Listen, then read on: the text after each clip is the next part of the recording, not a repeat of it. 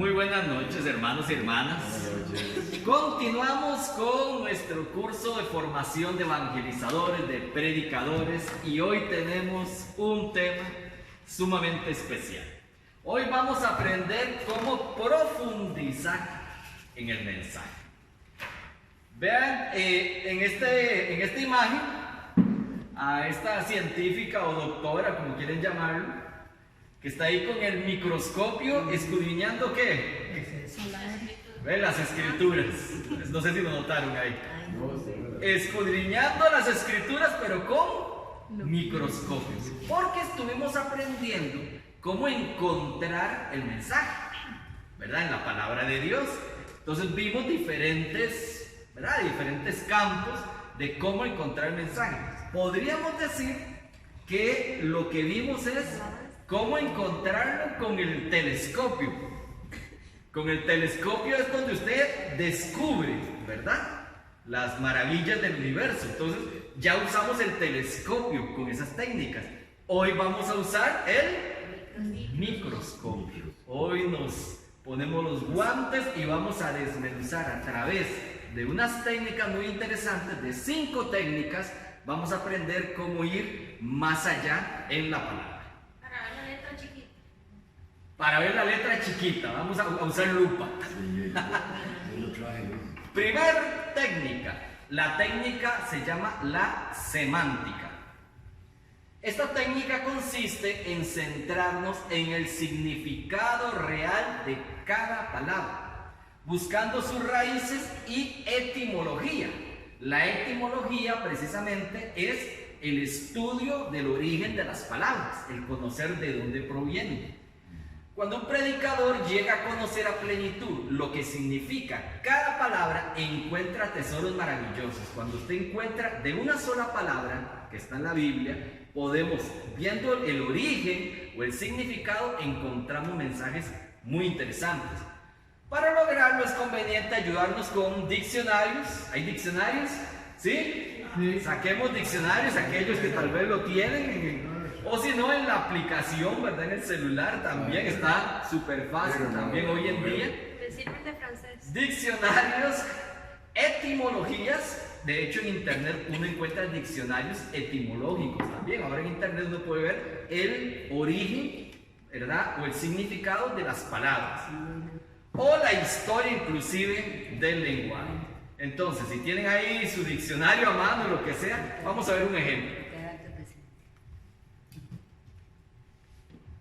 Dice en Mateo capítulo 11, verso 29, que está aquí: llevad mi yugo sobre vosotros y aprended de mí, que soy manso y humilde de corazón, y hallaréis descanso para vuestras almas. Palabra de Dios. Alabamos, Señor. ¿Quién no quiere encontrar descanso para nuestras almas? ¿Cuántos andamos por la vida cargados, fatigados? ¿Cuántos hoy vinimos quizás con problemas, estresados? ¿Cuántos hoy ni nos acompañaron porque estaban demasiado cansados para venir? Yo no sé, ¿verdad? Cuando la palabra nos dice que hallaréis descanso para nuestras almas, es un descanso más profundo aún. No solo un descanso de cuerpo, es un descanso que le llega hasta el alma. Para encontrar ese descanso tan rico, dice que aprendan de mí, que soy ¿qué? Manso y humilde. Esas son como las dos condiciones. Usando la semántica, ok, ¿qué es ser manso y qué es ser humilde? Podríamos decir lo que creemos, pero búsquelo. Busque ahí en su diccionario manso, a ver qué le sale, o busque humilde. ¿Qué quiere decir ser humilde? Hay personas, mientras usted busca, hay personas que cuando hablan de una persona humilde, ¡ay, qué persona más humilde! ¿Y qué se imagina uno? Como que muy pobre, muy mal presentado, dice la hermana. ¡Ay, es que es muy humilde porque anda unos harapos!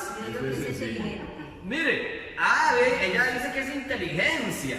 Mire, qué interesante. Pero hay gente que cuando habla de humildad se imagina a alguien que está, todo humilde, o sea, que no tiene plata, que es pobre, que anda en harapos, ¿Será eso ser humilde? ¿Quién tiene la palabra manso?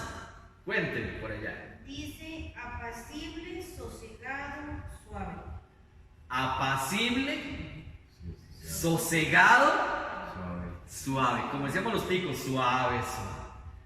Mire, vea, ahora que yo venía de camino y el tránsito estaba hecho una locura, y ahí el campito que había se metía, tuviera o no la vía, la gente se gritaba, la gente se ponía, bueno, hasta daba una tensión, más si fuera pico, y ahí es donde hacía falta, como dice la hermana, suave, apacible, sosegado.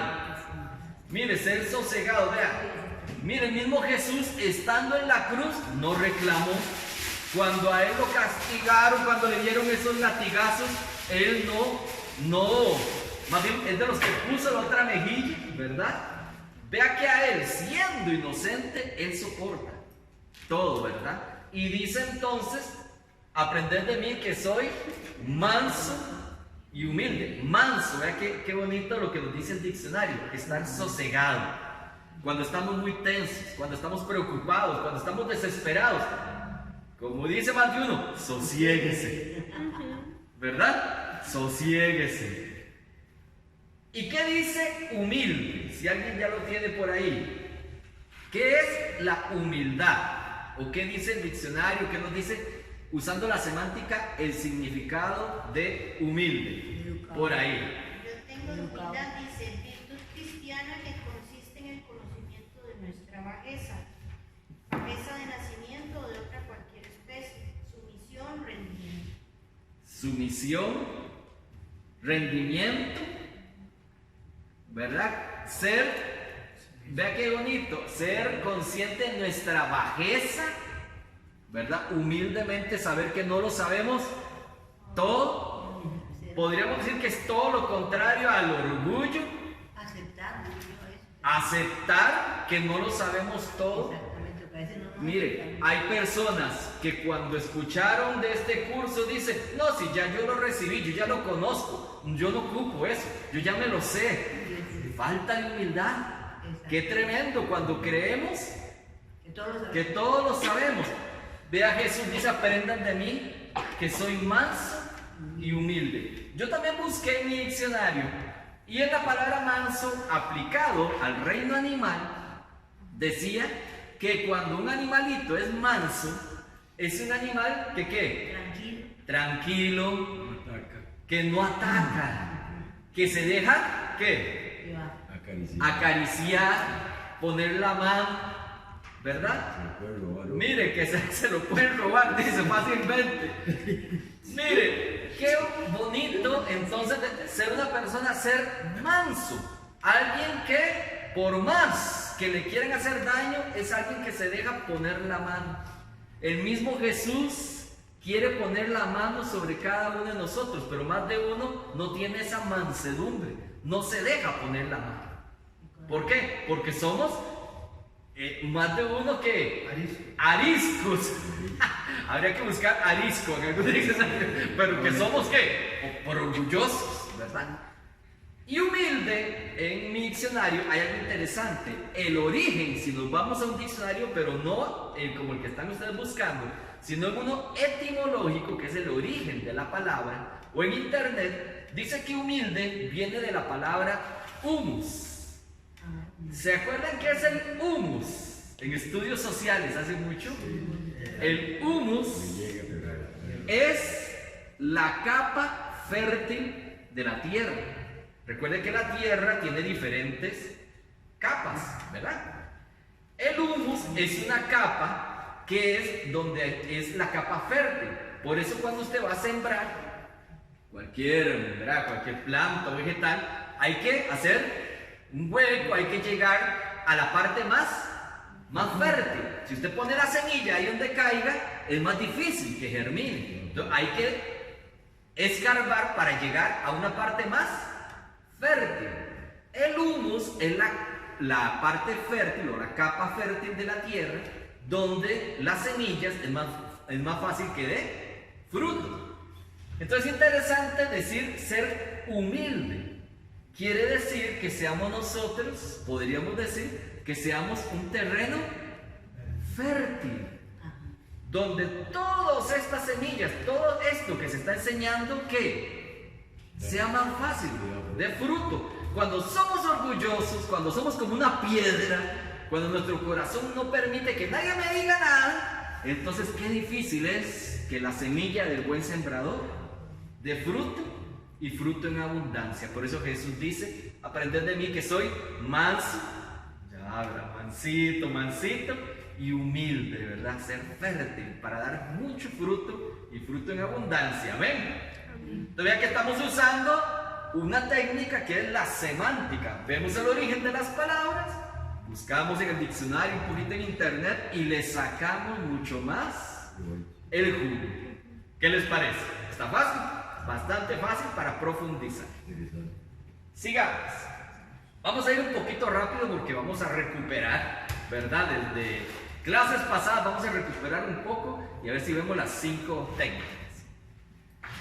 Segunda, los antónimos o contrarios.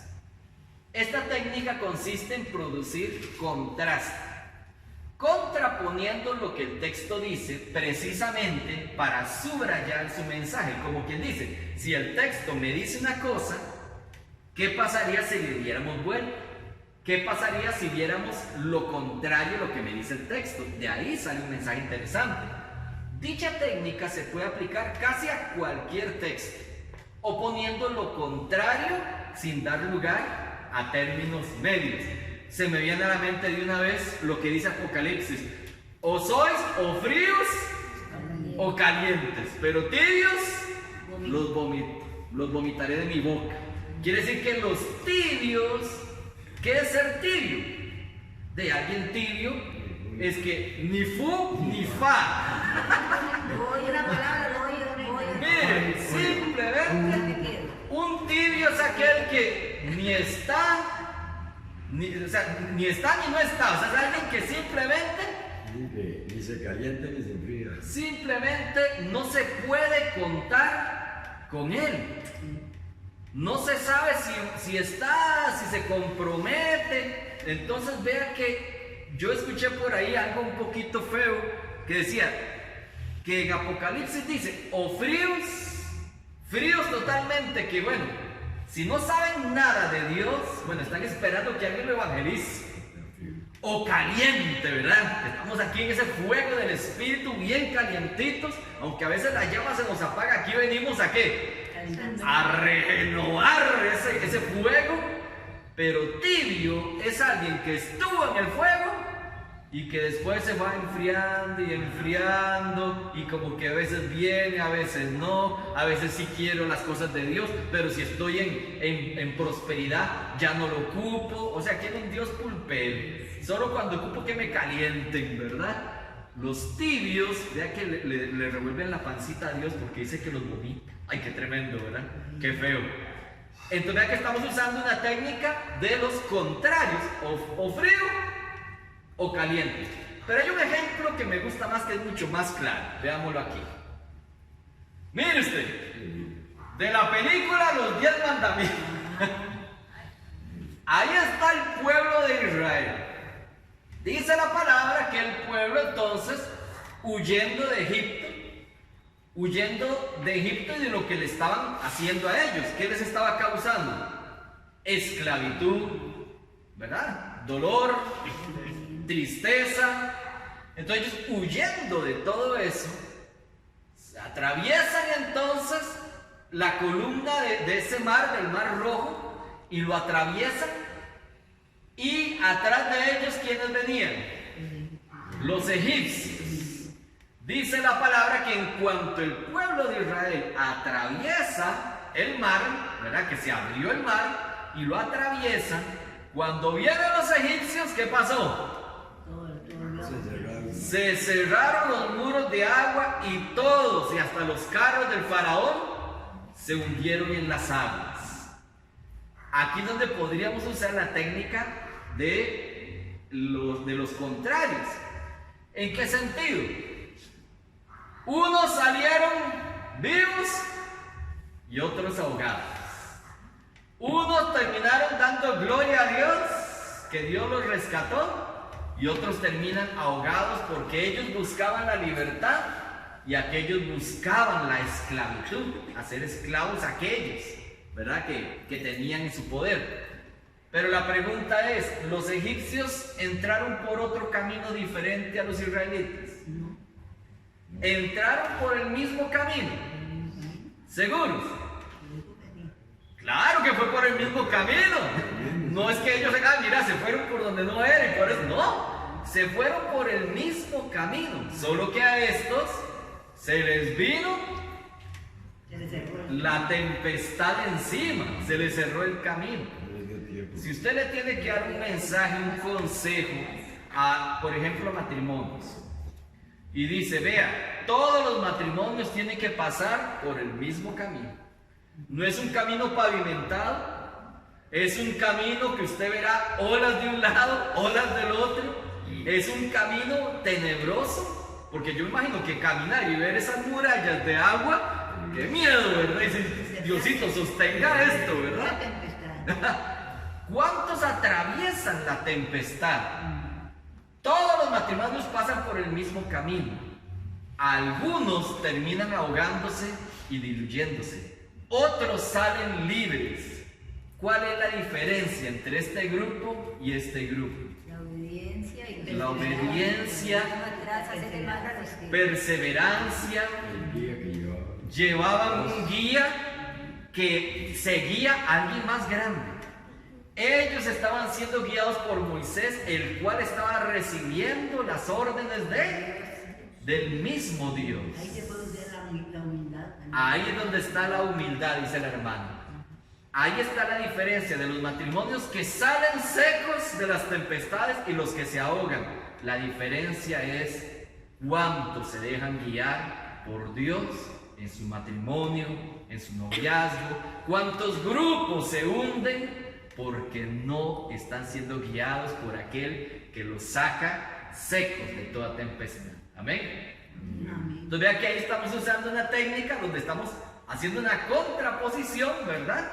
Los que pasaron, los secos y los mojados. Me acuerdo un ejemplo también cuando Pedro está en la barca con los apóstoles y viene Jesús caminando sobre las aguas y Pedro le dice, maestro, yo quiero también yo quiero caminar, yo quiero ir donde ti. Y Pedro Jesús le dice, véngase, ¿verdad? Y entonces Pedro se lanza sobre las aguas y da los primeros pasos y en eso empieza a hundirse. Y mucha gente le hace bullying a Pedro. Mucha gente critica, ay, qué falta de fe la de Pedro. Se hundió Pedro por su falta de fe. Y mucho dice, ¿verdad? Y dice, maestro, ayúdame. Entonces, él viene y lo saca de las aguas, ¿verdad? Pero aquí donde podríamos usar un poco esa técnica. ¿Cuántos discípulos venían en la barca? ¿Venía Pedro solo? Venía con los otros discípulos. ¿Cuántos se hundieron en las aguas? Solo Pedro. ¿Por qué solo Pedro se hundió en las aguas? Porque solo él se animó. Y yo escuché por ahí que decían, Pedro se hundió por su fe, porque él se lanzó. Cuando usted da sus pasos, muchas veces las tempestades hacen que nos sintamos con el agua hasta el cuello. No quiere decir de que estar en las cosas de Dios estamos exentos de problemas, ¿no? Siempre hay dificultades en las casas, en el trabajo, nos critican, nos dicen de todo, pero como dice la hermana, pero él clamó, y Pedro clamó y fue rescatado. Él no fue abandonado. ¿A quién fue el único que le dieron la mano y lo sacaron del agua? El mismo Jesús, al que se tiró en fe. Los otros ni se mojaron las chancletas porque nunca se tiraron. Pero vean qué bonito el mensaje. Y ahí es donde podemos hacer una contraposición, ¿verdad?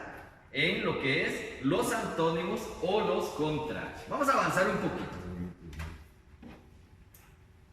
Número 3, contexto. Vimos que el número 1 era semántica, o el origen o el significado de las palabras.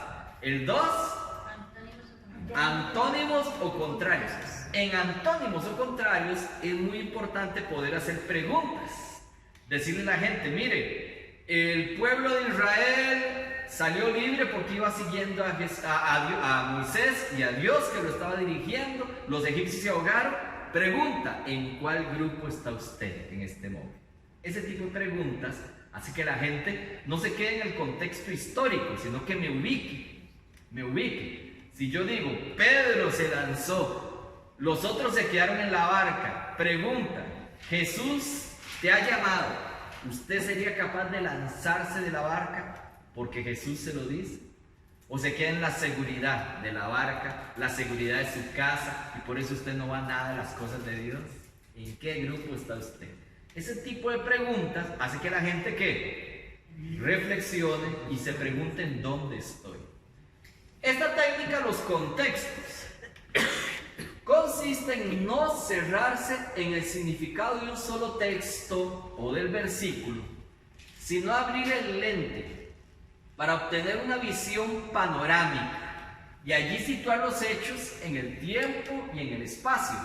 Hay hermanos que agarran un mensaje, una prédica, y hacen un versículo, un par de versículos, y se están perdiendo el contexto. O sea, todo lo que ocurrió antes o después de ese trozo que está usando.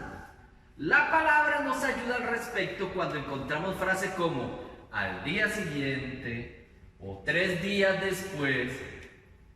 Lo hemos visto en la palabra, que muchas veces alguien inicia un texto y dice al día siguiente Jesús, y uno debería preguntarse, ¿cómo? ¿Al día siguiente de qué? ¿Qué fue? Tener como esa curiosidad, ¿qué fue lo que pasó antes?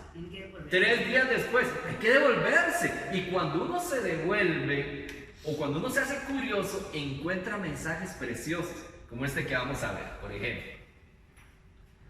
Marcos capítulo 5, versos del 1 al 20, aquí está, dice: vinieron al otro lado del mar, a la región de los Gadarenos, y cuando salió él de la barca, enseguida vino a su encuentro de los sepulcros un hombre con un espíritu inmundo, que tenía su morada en los sepulcros, y nadie podía atarle ni aun con cadenas, porque muchas veces había sido atado con grillos y cadenas, mas las cadenas habían sido hechas pedazos por él, y desmenuzados los grillos, y nadie le podía dominar.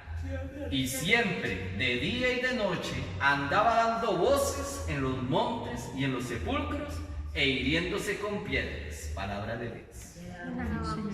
¿Hemos escuchado este texto? Es de esta persona que tenía no 1 ni 2 diablillos, sino que tenía una legión, porque esos mismos demonios le dicen a Jesús, somos legión. Y tal vez se acuerdan de este texto porque Jesús, le piden a Jesús que les permitan, porque saben que Jesús los va a expulsar de ese cuerpo, de esa persona. Le piden a Jesús que les permita meterse en unos cerdos. Y se van a meter en unos cerdos, y esos cerdos se vuelven locos. Eran como 200 y van y se van en un guindo, ¿verdad? Se van ahí por un peñasco y se mueren. Ya ahora sí nos ubicamos. Pero les quise mostrar este texto porque aquí estamos con la técnica de los contextos. Es la historia entonces de cuando Jesús encuentra a este endemoniado que tenía no 1 sino una legión de demonios. Conocemos a más de uno que no tiene un diablillo, tiene una legión, porque anda en unos caminos y tiene una de mañas, y uno dice, alguien así no solamente está encadenado, es alguien de que más bien hasta puede con las cadenas. Vea que a este lo intentaron amarrar, lo intentaron encadenar más de una vez y ni eso pudieron. Pero vea qué interesante, dice la palabra, vinieron al otro lado del mar, a la región de los Gadarenos. Aquí es donde uno podría decir, vinieron al otro lado del mar. Entonces, ¿qué fue lo que pasó del otro lado? ¿Qué fue lo que ocurrió antes de que cruzaran el lago? Entonces aquí es donde uno puede usar la técnica de los contextos. Vinieron al otro lado del mar. Bueno, entonces, ¿qué fue lo que ocurrió antes? Veamos qué pasó. ¿De dónde vinieron? ¿De dónde vinieron? Vea usted de dónde vinieron. Ay, mira. Es más, la imagen habla, es mejor que 1000 palabras. Es el texto de cuando Jesús viene en la barca con los discípulos y empezó una tempestad, una gran tormenta. Y Jesús, con ese paraguas de su amor, como lo ven aquí, Jesús le ordena a las aguas que se calmen. Y todo se puso sereno, sereno. Y aquellos se decían, los discípulos, pero ¿quién es este? Que hasta los vientos y las olas le obedecen. Entonces vea qué interesante. Después de que Jesús calma esta tempestad, llegan a la orilla y les sale ese endemoniado con todos sus demonios. ¿Qué mensaje podríamos entonces dar? Vea qué interesante. Ahora que les decía, si usted conoce a alguien que no tiene uno, sino un montón de malas mañas, un montón de pecados, cuántas señoras ya ni rezan por sus hijos porque están en unas andanzas, o por un jefe que es más mañoso, que es un ateo, de que tiene un montón de cosas. ¿Cuántas personas conocemos que ya uno dice, no, este ya se lo llevó el pisuicas?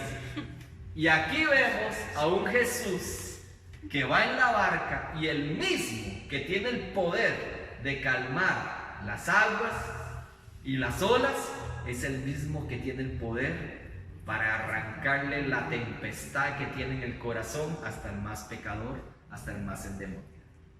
En el mismo texto vemos que el mismo que le obedece los elementos es el mismo que tiene el poder sobre toda potestad maligna. Amén.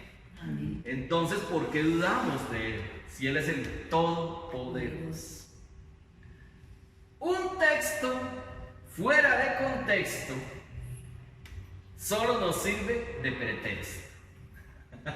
Muchas veces uno escucha eso. Un texto fuera de contexto solo sirve de pretexto. Cuando una persona va a dar un mensaje, una prédica, y agarra un versículo de la Biblia y es como, y de ahí le intenta, claro que le puede sacar bastante con algunas de las técnicas que vimos, pero muchas veces agarrar solo ese texto y quedarse fuera del contexto se está perdiendo de una riqueza enorme, porque los contextos nos permiten.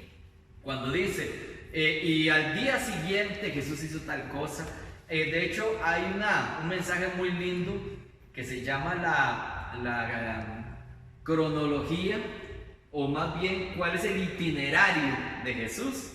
En varios textos vemos que dice, al amanecer de ese día Jesús hizo tal cosa, y al ser la tarde Jesús fue y estuvo predicando en la sinagoga.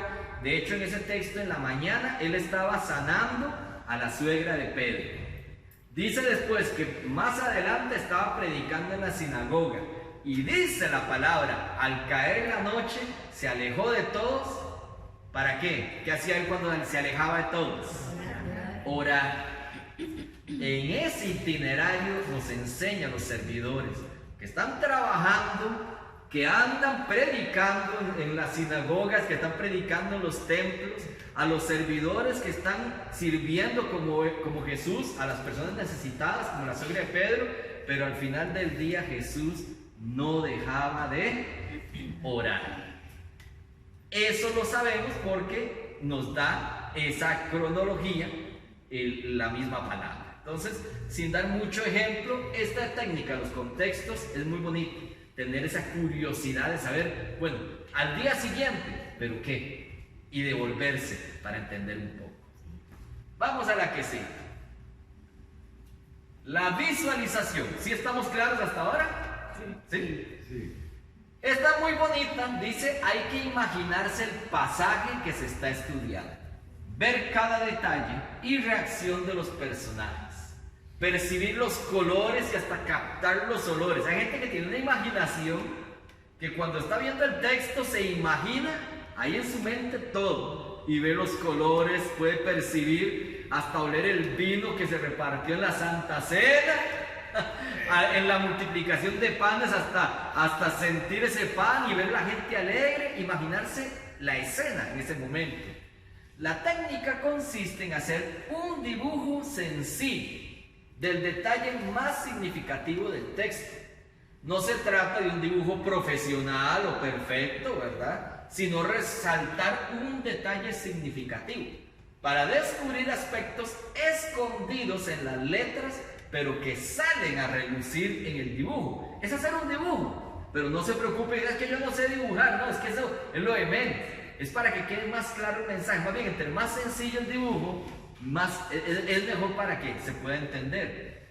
Incluso se pueden hacer varios dibujos de un mismo pasaje, pero que cada dibujo, lo importante es que no tenga muchos elementos. Y le voy a hacer unas montañas, y aquí unos pajaritos, y aquí, y lo saturó tanto que el mensaje se diluyó totalmente, sino subrayar el aspecto del cual queremos insistir. Mire, es como cuando si usted va a enseñarle a niños en una escuela, en Llave Kids, lo que sea, nada como las cosas dibujadas, pero para los adultos también uno dice, no, mejor que me lo dibujen, para eso es entender.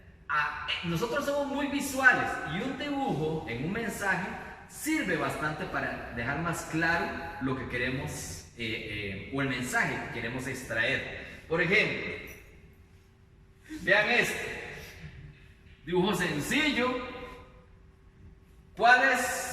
¿De cuál texto? De la palabra de Dios.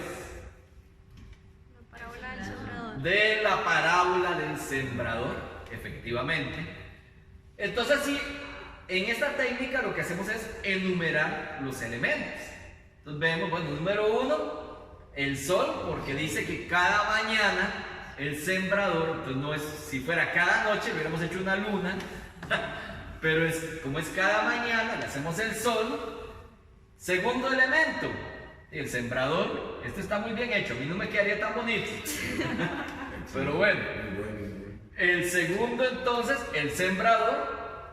Tercer elemento que no puede faltar en este dibujo de la parábola, las semillas, claro, sino que ahí están las semillitas. Número 4, ¿qué? El camino,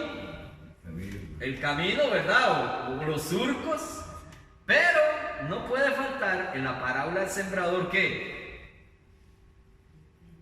Las piedras, la hierba. Porque dice que cada mañana el sembrador sale a sembrar la semilla, ¿verdad? Algunas semillas cayeron entre piedras, dice la palabra, otras a la orilla del camino. Vean, por aquí hay unas ahí, ¿verdad? Si es que son semillas y no piedras, no sé. Otras cayeron entre espinos y otras cayeron en buena tierra, en tierra firme, en tierra fértil. Entonces, así viendo el dibujo de la visualización, como este dibujo simple, ya podemos extraer un mensaje que tal vez no lo vemos a simple vista, porque el fruto de esta técnica de la visualización es poder descubrir cosas que tal vez uno pasa por alto al ver las meras letras. El dibujo nos permite algo interesante. Por ejemplo, aquí vemos que el sembrador tiró las semillas, ¿qué? Solamente en la tierra fértil. Tiró las semillas por todo lado. Porque si se pone a limpiar todo el camino de piedras, de obstáculos, mire, nunca termina, o sea, no siembra nunca. Imagínense, se le va el día solo limpiando en el camino. Él simplemente tira las semillas a como caiga, ¿verdad? Simplemente donde sea. Ahora sí, ¿qué aplicación le damos? ¿Qué aplicación le daríamos? ¿Qué piensan ustedes? De que nadie estamos preparados, todos recibimos lo mismo y cada quien juega lo que... Muy bien, esa aplicación está muy bien. Simplemente usted no puede esperar que cuando usted le llega a dar un consejo a un muchacho, a un compañero, a un matrimonio, usted simplemente déjala la semilla. Mira, hay personas que dicen, no, yo a esa señora no le digo nada, viera cómo es. Viera cómo la señora es cerrada. No, yo ni pierdo el tiempo. Y ni siquiera se anima a lanzar la semilla. Mire, Diosito, cuántas semillas tiró para que usted y yo estuviéramos aquí. Y a la primera vinimos. Nada. Qué dichoso si a la primera dijo, sí, te seguiré. Mire, hay veces que se gastó no sus 4 o 5 semillas, sus costales, pero él siguió lanzando y lanzando semillas a través de mi mamá, a través de un amigo, a través del sacerdote. ¿Cuántas semillas nos caían a la orilla del camino? Eso no es conmigo, hasta que alguna cayó en tierra fértil y gracias al Señor estamos aquí. ¿Por qué nosotros no nos tomamos el tiempo de simplemente lanzar las semillas? Usted cumpla, dejando el mensaje, dejando la semillita. El que se encargue de que esa semilla germine y dé fruto en abundancia, que sea Diosito. Es como cuando uno dice con esa alegría en la mañana que uno va y dice buenos días y no le contesta. Mire, ¿cuántos ni el buenos días? Porque por si no me van a contestar. Pero no lo dice. No sean tan sapo, le dicen a uno. Mire por qué, vea, todos los días dígale al más amargado buenos días y aunque sea le levanta las cejas en algún momento, aunque sea le responde. Ahí el más amargado dice, mira, esta es la que siempre me saluda, hoy le voy a contestar. Ahí está evangelizando. Pero usted dice, no, es que el que nace para maceta del correo no pasa. No, señor. Vean qué bonito entonces el mensaje, la prédica que pudimos sacar y simplemente de un dibujo, cosa que tal vez nos hubiera costado más visualizar, de que la semilla simplemente la tirábamos de fuera, que no se ponía a limpiar el terrenito antes. Hacer un dibujo a veces ayuda como a qué, a ver más allá de lo que el texto tal vez nos dice. Sí, el sembrador anda descalzo. Y el sembrador anda. Esa parte, sí, digo yo. Ok, puede ser. Muy bien. La dramatización. Esta técnica es exagerar los elementos naturales con una fuerza que va más allá de lo normal. Esta técnica es similar a la caricaturización, en que el dibujante exagera los rasgos de las personas. El que hace caricaturas como que exagera, ¿verdad? Los rasgos. La técnica de la dramatización es como para exagerar algunos elementos para que queden más visibles para el público, para las personas. Este trabajo hay que hacerlo en vivo, con personas que representen a cada uno de los actores del relato bíblico. Mire, vamos a practicar esta técnica de la dramatización. Por ejemplo, en la siguiente cita bíblica, vamos a ver, dice así, en Mateo 9:9, Jesús se fue allí y vio a un hombre llamado Mateo, que estaba sentado en el lugar donde cobraba los impuestos para Roma. Jesús le dijo, sigue. Entonces Mateo se levantó y lo sigue. Palabra de Dios. Te alabamos, Señor. Vamos a intentar visualizarlo mucho mejor. Para eso tenemos dos personajes. ¿Quiénes son? Jesús y Mateo. Jesús y Mateo. Venga usted, mi hermano. ¿Qué va a ser Jesús? Aquí viene Jesús. No, Mateo, me está cobrando. Y venga, Ivette va a ser mi Matea. Venga para acá. Su Matea. Dice entonces la palabra. Aquí están nuestros actores. Un aplauso, ¿verdad? Los actores. Traídos desde el exterior. Más fuerte, por favor. No, tampoco se le suba. Dice. Vean el texto. Ustedes van a representar esto.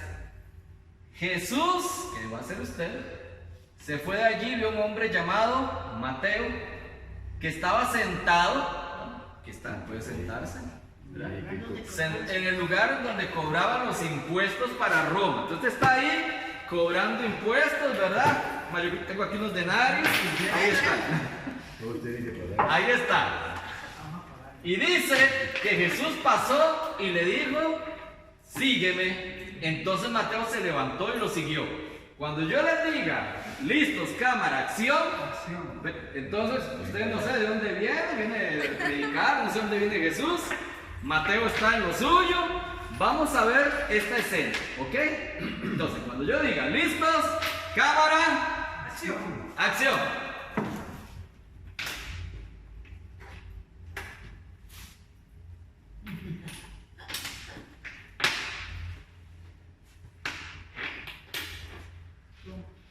Mateo, sigue.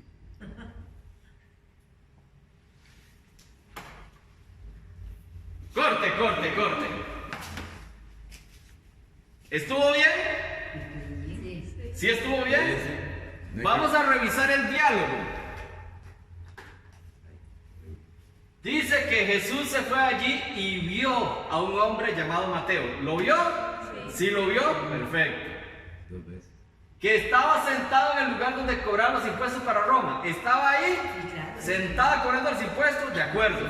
Y Jesús le dijo, Mateo, sígueme. No sé yo.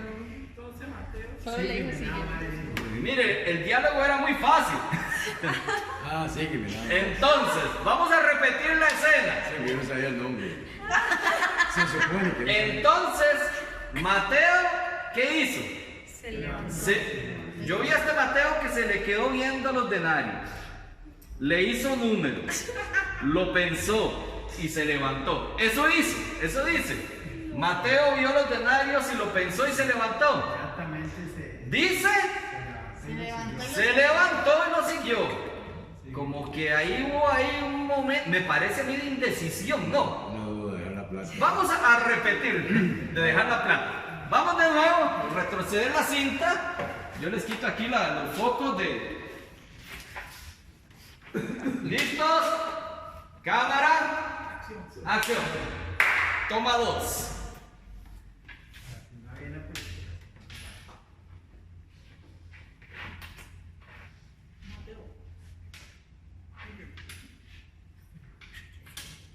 Sígueme. Ok, un aplauso. Muchas gracias, muchas gracias. Gracias. Muchas gracias. Dos ¿Qué tomas. pudimos ver? El aplauso a los actores. Dos tomas, ¿no? ¿Qué pudimos ver? Un momento para hacer el análisis. ¿Qué estamos viendo? Jesús va pasando, él iba con su agenda, Jesús estaba en sus cosas. ¿Verdad? Devuélvela así. Gracias. Y Jesús pasa y le dice, sígueme. Jesús no le da toda una explicación, no le dice, mire, es que estamos reclutando gente, le voy a dejar esta hojita por si a usted se le interesa, nosotros nos reunimos tal día, tal hora, si usted tiene tiempo, piénselo. ¿Le dijo todo eso? No. Intentó convencerlo. Cuando Jesús llama, Él es directo y Él dice, sigue. Y Mateo se levantó y lo siguió. Por eso devolví la escena, porque Mateo realmente no se pone no duda, no se pone a revisar las cuentas. Sí, ahorita voy, déjenme terminar esto. Pensemos qué excusa le pudo decir Mateo. Mateo le pudo haber dicho perfectamente, ¿de quién es? ¿A dónde? ¿Yo qué gano con eso? El hombre era platero. ¿Cuánto es mi comisión? ¿Cuánto echan? Hay mucha gente que usa esas excusas, que dice, bueno, sí, ustedes se reúnen, ¿y para qué? ¿Y cuánto dura eso? Ese curso, ¿para qué? Si ese curso ya lo conozco. ¿Cuánto dura el curso? ¿A qué hora salen? ¿Cuántas excusas? ¿Y en dónde se reúnen? ¿Es aquí en mi parroquia o hay que ir más largo? Muchas veces ponemos tanta excusa. Es de noche. Es de noche. Ya salta. Hay carro, lo llevan a uno. Vea, y Jesús dice sí, y Mateo simplemente opta por el mejor negocio. Él sabe reconocer una oportunidad cuando la ve, y Mateo se va por la mejor de todas. Amén. Amén. Lo que hemos visto hasta ahora son diferentes, en resumen, diferentes técnicas para poder darle a los hermanos, a nuestras comunidades, poderle dar un platillo sabroso, que es la palabra de Dios. Pero uno no puede, en esa prédica, en ese mensaje, en ese consejo, usted no puede agarrar y al igual que usted prepara algo especial para alguien, ¿usted qué es lo que hace? Tomar los ingredientes, combinarlos. Usted no puede simplemente echarle de todo lo que quiera. Le voy a echar chile, elote, y eso le va a quedar. Y hay gente que cuando da un mensaje o predica, en buen tico hace un arroz con mango.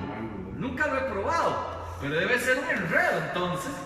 Pero hay gente que empieza a dar un mensaje y da una cuestión que al final la gente dice, bueno, ¿qué me comí? No me supo a nada, porque tenía de todo. Y el que prepara un revoltijo es porque no lo planeó con tiempo, no se dedicó a decir, voy a picar bien este mensaje, le meto una técnica cosmológica para arrancar, después voy a usar la palabra en este texto, voy a usar lo de Mateo, lo de Jesús, voy a usar la técnica de visualización, hago el dibujo, hago Mateo ahí sentado un dibujo y termino. Mire, logra hacer todo un preparativo y entrega algo suculento, porque con la palabra de Dios no se juega, ni hay que ser mediocre. Ojalá que hasta el momento hayamos aprendido.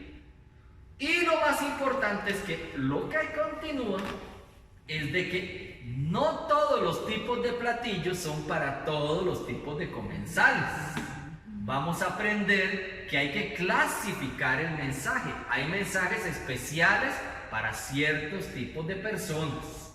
No es lo mismo un mensaje que le das a un niño que a alguien de la tercera edad, que a alguien casado, a alguien soltero, a un ateo, a un servidor de Cristo. Hay que clasificarlo. Todo lo que hemos aprendido está muy bien, pero usted no puede ir y darle la misma receta a todo el mundo, porque entonces usted va a aburrir. Vamos a aprender a clasificar el mensaje, pero eso es otra historia. Así que continuemos. Amén. Amén. Amén.